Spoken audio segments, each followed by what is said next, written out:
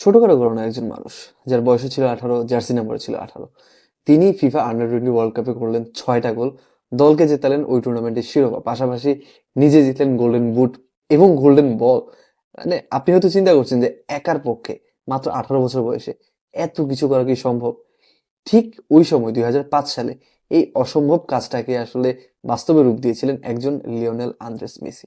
2005 সালে under 20 world কাপে তার এই অসাধারণ পারফরমেন্সই আসলে বিশ্বকে জানান দিয়ে দিয়েছিল যে 2006 থেকে আজকে পর্যন্ত ফুটবল বিশ্বে রাজ করতে একজন চলে আসছে। তিনি আর কেউ নয়, লিওনেল মেসি।